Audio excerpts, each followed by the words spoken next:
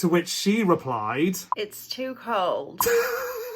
Like, I'm not going to need it because I'm not going outside. It's too cold to be outside.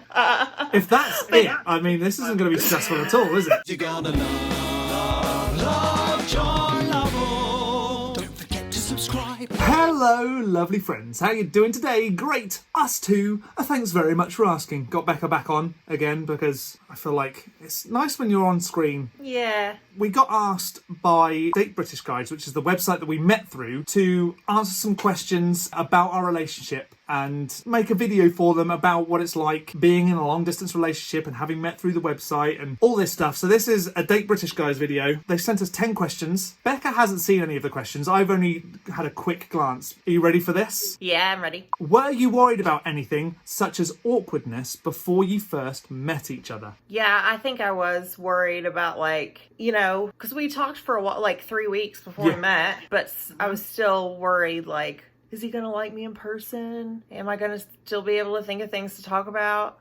So I wasn't worried about you and like how I'd feel about you because obviously we'd had the conversations and I kind of knew where it was going because I just all the emotions, but I was more worried about what you'd think of me because you can not hide certain things, but like when you're on a camera it's never quite how you look in person, so you hold a camera at an angle and you look better. Like I film from this angle because I know that my face looks nicer rather than up from underneath, but poor you're shorter than me, so you would just see up my nostrils the whole time. So I kind of wasn't sure what you'd think of me and if like I'd be too slim because I'm quite a lanky fellow who's slender, and I was like, oh no, what if she thinks I'm too gangly and not, So that's where I was, but I wasn't worried about any awkwardness. Yeah, well, I was just, because I know I can tend to be awkward and like clam up, I guess, and I never got that. I was just kind of worried that, like, is it going to translate? Am I going to be as good a conversationalist in person as I was on the phone? I felt like our conversation flowed. Yeah, oh yeah. It was like we'd known each other forever and it was nice. Yeah. What do you consider to be each other's best qualities?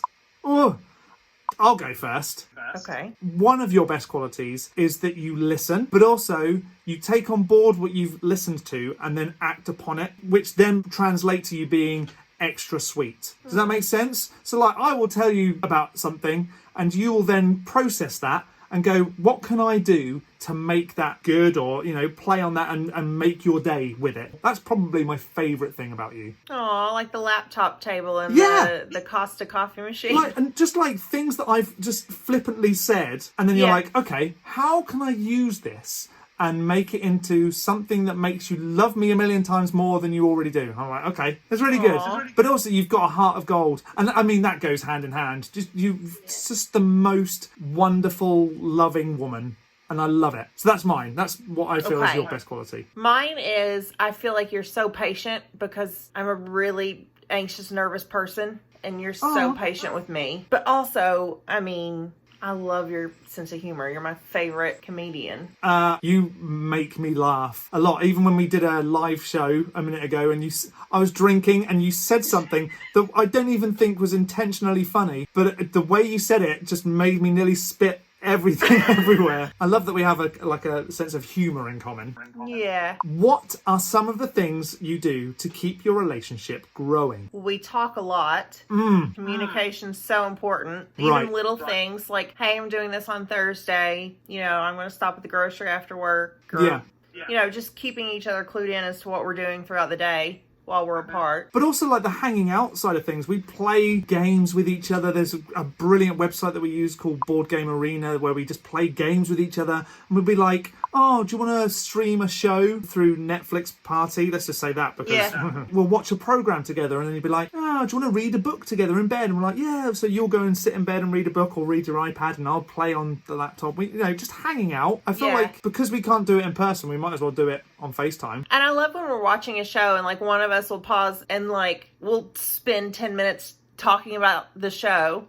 and something funny, and that'll lead to something else, and that'll lead to something else, and we're like, right, let's get back to the show. Yeah, and we'll watch a little more, and then we stop and have a conversation again and pause it, just like if we were sitting next to each other on the couch. Yeah, I feel like though some people would get annoyed with constantly pausing a show to talk about it, but I love that. Yeah. It kind of works in our favour because we have that in common, where we can just... Well, and one of my favourite shows is Mystery Science Theater 3000, and the point of the show is that they watch movies and make fun of them, and so...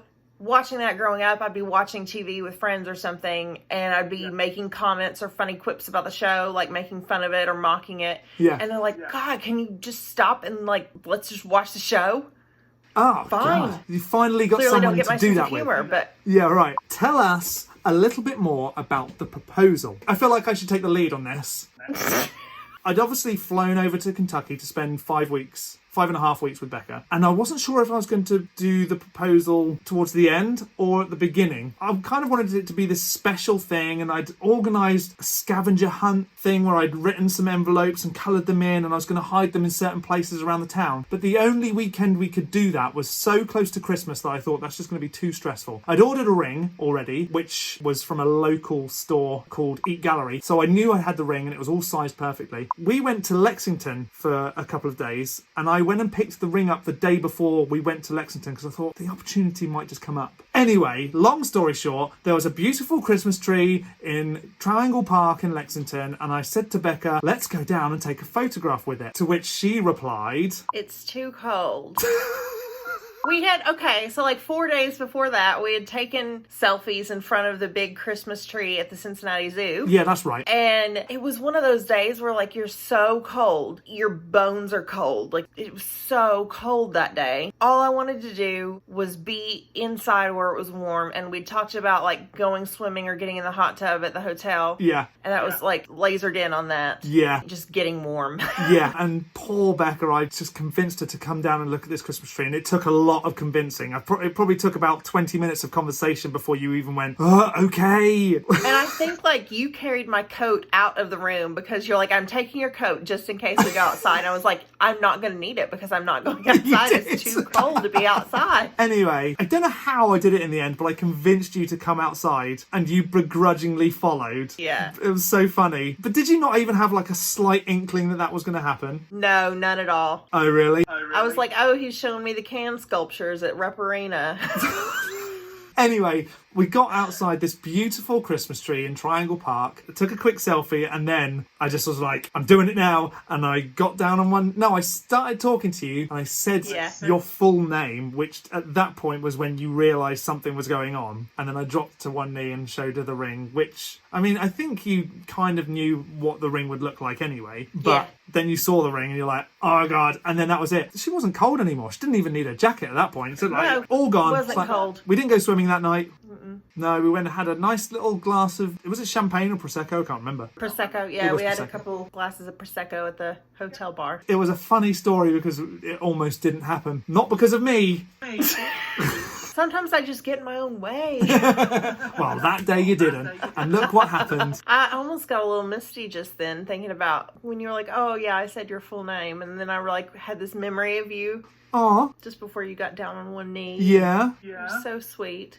Where do you plan on getting married? Well, that has recently changed Yeah. somewhat-ish. So, with visa being up in the air and travel being up in the air, we had a big wedding planned. We knew that we had to be a little flexible because the K-1 visa process, Yeah. you know, you could have bumps in the road or whatever and could delay things. So we were already planning on being a little flexible, but then with all the travel restrictions this year, we decided that we would have a plan B. So when John gets here, the first thing we're going to do probably is elope. We've picked a venue in Kentucky where we had our first real date in person at the winery, and it's just going to be John and me and my daughter. And then next year at some point, we're not really sure when, depends on travel and how much notice we can get to everybody and availability, then we're going to have the big wedding that we had planned at the venue where we had planned in Maysville. Yeah. We're still on track to do that. It's just slightly different. And essentially, you're getting 2 weddings. I mean, well, we are.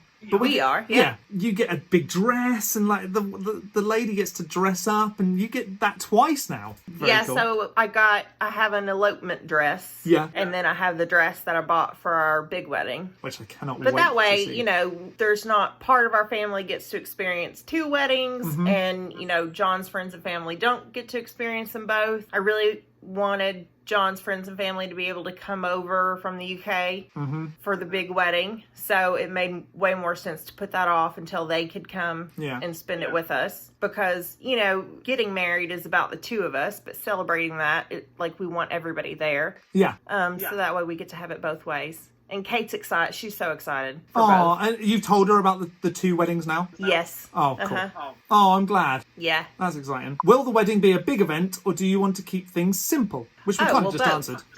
Yeah, well, we kind of answered that, but the big one that we do will still be fairly simple, even though it's going to have a lot of people there. So we're just thinking about like a combination of the 2 cultures and making it like a Brit-Tucky kind of wedding. So we're going to have lots of different things there from each side. Just the Americans can experience some of the British things, and the Brits can experience some of the American things. And we're having it at like a manor house. So, you know, there's not a lot of decoration that needs to be done. We'll have catering and a bar. We'll have musicians. We have a band picked out from Nashville. And then when we elope, it'll just be the 3 of us at the winery Which would be really with sweet. an officiant and having our pictures taken. Where do you plan on living in the US? Here. Yeah, in Kentucky. In my house. Yeah, this house. Well, no, not this house. That house. We did speak about it because when we first started dating, there was like talk of me moving to the same town and getting my own apartment or something for a little while until we'd done the dating thing. But then we just like, we both want the same things. We both want to get married and, you know, do family and things. So why don't we just live together when I move over and get married straight away? So yeah, and it kind of evolved from that you were going to come over on a work visa. Yeah. And then we would, you know, not live together until we got married. As our relationship progressed, decided, I really want to marry this person as soon as possible. Yeah, exactly. And so looking forward to just being with you the whole time, or waking up next to you, like just having normal things like going to the grocery together, or so-and-so's just asked if you want to come to the bar, and like, yeah, let's go out and do that. Because it's really difficult where if I get invited out here, I'm like, oh, I have to say goodbye to Becca for a little while, and like every moment that we have together is precious, you know? So I just can't wait to do normal life with you. Yeah, I would love to live in the UK. We may do that someday, but at this point, my daughter's young and her family's here, so... But it's on the cards, and even we've also discussed not even America or England one day, discussed other places too, you know? It'd be quite nice to try somewhere else. So, but as long as we're together, that's all that matters. Kate has the travel bug like her mother, so I could see her going to school somewhere abroad. Yeah. John, are you excited to move to the US? Yes. We kind of just hit on that as well. The 5 weeks that I spent over the holidays last year, I feel like that really set me up for what it's going to be like, because we lived a normal life together and I loved it. Yes, it was still a bit of a vacation, but you were off going to work and I was left at home to do things, and you've got a car here so you can get around, and you know, I've made some friends who have already made the move over there, and I asked them about what it's like and how difficult was it leaving things behind. And you know, we live in a really decent age where technology is at our fingertips and we can call friends and loved ones at a drop of a hat, so it's going to be so good. I can speak to my dad whenever I want. What will be some of the biggest adjustments you make from being single to married? I think it will be really nice not to be the person who always has to make myself the tea in the morning. Wow. If that's it, I mean, this isn't going to be stressful at all, is it? There's so many mornings where I'm like, oh, I don't want to get out of bed. And John's like, if I were there, I would make you tea. Yeah. And you'd, you know, be able to wake up and you wouldn't have to get up to do it. I mean, I feel like that's probably the big thing. And actually, we do have that discussion a lot. It's going to be strange for me living in somebody else's house in a whole other country. But the fact that we're going to be together make that easy. And you've been brilliant and said, like, when you're here, I don't want you to think of it as my house that you live in. You want it to be like our space together. So, like, you're very accommodating. So that's we have good. lots of plans of fitting your voice booth in, and you know, how we're gonna reconfigure things and readjust things, and that I'm really looking forward to. I don't have this sense of, oh, I'm gonna lose my space. I'm more excited to make you a part of it and integrate you into it, instead of saying, okay, you can have this little bit of closet. You can keep your books in this area. And, you know, we're not going to put your pictures on the walls, or, you know,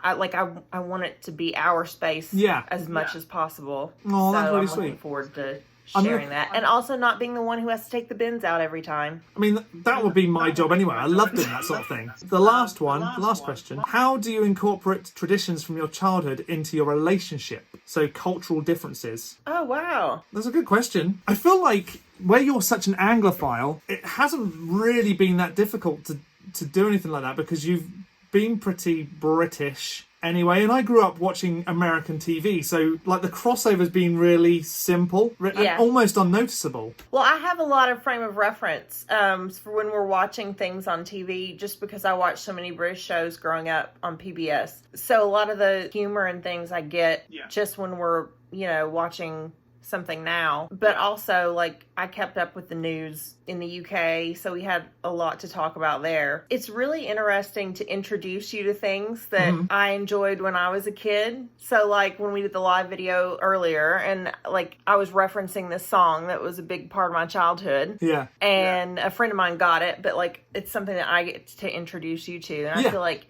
you do the same with me. Like, oh, did you have this when you were a kid? Did you have meat with a bear's face on it? No, I've never seen meat with a bear's face on it. I think that's really strange. But apparently that's what British children have. It's very bizarre. Eggs and Soldiers, that's one that we've really brought around. John introduced me to that, and then I introduced my daughter to it, and she said, oh, I saw this on Peppa Pig. This is what they eat on Peppa Pig. And now she loves soft-boiled eggs. I never thought that she would eat an egg with a runny yolk, but she loves soft-boiled eggs and Little Toast Soldiers. Because you get to make it fun by dunking the bread in it. Oh, that's the 10 questions. Oh, that was fun. That was nice and easy. Thanks, Date British, guys. And also, thanks for bringing us together, because without your awesome website, we would never have met. That was nice. No, now I just miss you even more. I know, right? Well, we're one day closer. If you liked this video, leave a little like, subscribe if you're a new person, and we will see you next time. Stay amazing. Have a lovely day. Goodbye now. You're gonna love John Lovell. Don't forget to subscribe. It's too cold. It's too cold. It's too cold.